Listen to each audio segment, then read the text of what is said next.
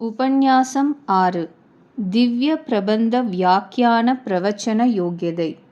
ஸ்ரீ வைஷ்ணவர்களுக்கு அசாதாரணமாக கிடைத்திருக்கின்ற உபய வேதாந்த பிரவர்த்தகாச்சார்ய பிரதத்தை சார்த்தகமாக்கிக் கொள்ளும் பாக்கியம் படைத்தவர்களை மகா தபஸ்விகள் என்று சொல்ல வேணும். காலை வேளைகளில் ஸ்ரீபாஷ்ய பிரவச்சனமும் மாலை வேளைகளில் பகவத் விஷய பிரவச்சனமும் செய்து போரும் மகான்கள் தென்திசைக்கு திலதமன்ன மறையோர் என்னும் திருமங்கையாழ்வார் அருளிச் செயலுக்கு இலக்காகி ஸ்ரீ வைஷ்ணவ உலகுக்கு திலகமாகவே கொள்ளப்படுவார்கள். நான் ஸ்ரீபாஷ்யம் சேவித்திருக்கிறேன் என்றோ இவர் ஸ்ரீபாஷ்யம் சேவித்திருக்கிறார் என்றோ சொல்லக்கூடிய மகான்கள் சிலரோ பலரோ தேறலாமாயினும் ஸ்ரீபாஷ்யத்தை நன்கு பிரவச்சனம் செய்ய முன்வரும் மகான்கள் மிகச் சிலரே தேறக்கூடும். அன்னவர்கள் சாஸ்திரங்களில் வியுத்பத்தி பெறாமல் பிரவச்சனத்திற்கு துணிந்து முன்வர முடியாது. ஆதலால் அன்னவர்களைப் பற்றி நாம் இங்கு சொல்ல விரும்புவது ஒன்றுமில்லை. ஆனால் சமஸ்கிருதம் பயிலாத சிஷ்யர்களுக்கு சில காரண விசேஷங்களினால் ஸ்ரீபாஷ்ய பிரவச்சனம் செய்ய விழுந்து எதையோ சொல்லி காலக்ஷேபம் என்கின்ற சொல்லின் பொருளை யதார்த்தமாக்குவதும் உண்டு சிலர். அன்னவர்களை பற்றியும் இங்கு நாம் ஒன்றும் சொல்ல விரும்புகின்றோம். திராவிட வேதாந்த பிரவச்சன நிஷ்ணாதர்களை பற்றியே சில விஞ்ஞாபிக்க விருப்பம்.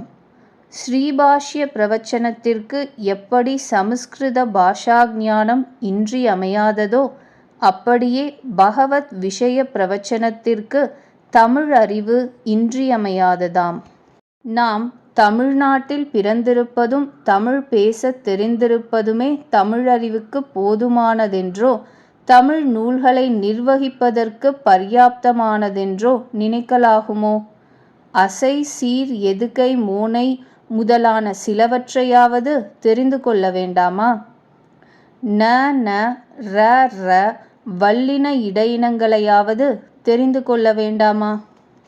காலக்ஷேபப்பரர்களான சில சுவாமிகள் ஆப்தர்களுக்கு ஸ்ரீமுகம் சாதிக்கும்போது இங்கே காலக்ஷேபம் குறைவர நடபத்து கொண்டிருக்கிறது என்று எழுதுவார்கள். நடபத்து கொண்டிருக்கிறது என்பது கிடக்கட்டும், குறைவில்லாமல் என்கிற தாற்பயத்தில் குறைவர என்று எழுதுகிறார்கள். இவர்களுடைய விவக்ஷைக்கு நேர் விபரீதமான பொருளைத்தானே அது தரும். அருளிச்செயல் சேவிக்கும் பொழுது ராக்கதிர்வாழ் என்றும் உனக்கென்ன வேறுடைமை என்றும் அணிப்புதுவை பெங்கமலத்தண்டரையில் என்றும் சித்திரமும் விசித்திரமுமாக சேவிப்பார்கள். யாராவது கேட்டால் இளமையில் பாடம் என்பார்கள். காலக்ஷேபத்திற்கும் இதற்கும் என்ன சம்பந்தம் என்று சிலர் சொல்லுவார்கள். திவ்ய பிரபந்தங்களில் வெண்பாவும் கட்டளை கலித்துறையும் தலைமை பெற்று விளங்குவன. இவற்றின் முக்கிய விலக்கணமாகிய வெண்டலையை ஒரே ஒரு நாளில் தெரிந்து கொள்ள முடியும். தெரிந்து கொண்டால் அதனால் எவ்வளவு ஆனந்தம் என்பது பின்னையன்றோ அறியப்படும். காய்முன் நேரும் மாமுன் நிறையும் விலமுன் நேரும் வருவது வெண்டலை என்னும் இவ்வளவே வெண்டலையின் இலக்கணம். இதில் காய் மா விள நீர் நிறை என்றால் என்ன என்பதை சாமானிய புத்திமான்களும் கூட 2 நாழிகையில் தெரிந்து கொள்ள முடியும். இனி கட்டளை கலித்துறையின் இலக்கணம், அதாவது அடியடிதோறும் ஐஞ்சீராகி முதற் சீர் 4 வெண்டலை பிழையாக கடையொரு சீரும் விலங்காயாகி நேர்16 நிறை 17 ஓதினர் கலித்துறை ஓரடிக் கெழுத்தே என்னும் இவ்வளவே கட்டளை கலித்துறையின் இலக்கணம்.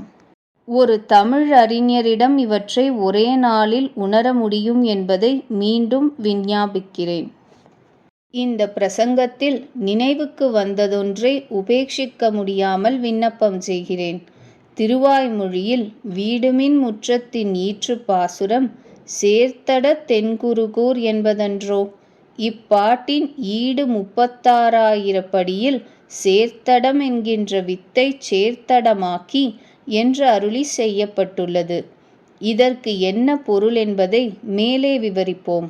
பல பல வித்வான்கள் கூடி பகவத் விஷயத்தை சகல வியாக்கியானங்களோடும் கூட முதன்முதலாக அச்சிட்ட தெலுங்கு லிபி ஸ்ரீகோஷத்தில் சேர்த்தடமென்கின்ற வித்தை சேர்த்தடமாக்கி என்று அச்சிட்டு கீழே அடிப்பணி எழுதியுள்ள விதமாவது சேர் என்றதை தடங்களுக்கு விசேஷணமாக்கி என்றபடி மேல் ஊருக்கு விசேஷணம் என்றிருக்கையாலே என்று. பல பெரியார்கள் கூடி இங்கனே எழுதியிருக்கிற போது நாம் என்ன சொல்வது? இங்கு தத்துவம் கேளீர். இவ்விடத்திற்கு ஈட்டில் 3 யோஜனைகள் பணிக்கப்பட்டன. முதலாவது தடாகங்கள் ஒன்றோடொன்று சேர்ந்திருக்கப் பெற்ற தென்குருகூர். இரண்டாவது தடாகங்கள் சேர்ந்த தென்குருகூர். மூன்றாவது சேர் என்பதை வினைமுற்றாக கொண்டு இப்பத்தே சேர் ஆக இம்மூன்று யோஜனைகளிலும் சேர்த்தடமென்று இயல்பாக இருக்க வேணுமே அல்லது சேர்த்தடமென்று தகர ஒன்று மிக்கிருக்கக் கூடாது. ஆயினும் மேலடிகளுக்குச் சேர எதுகைக்குச் சேர சேர்த்தடமென்று வலிமிக்கு உள்ளது.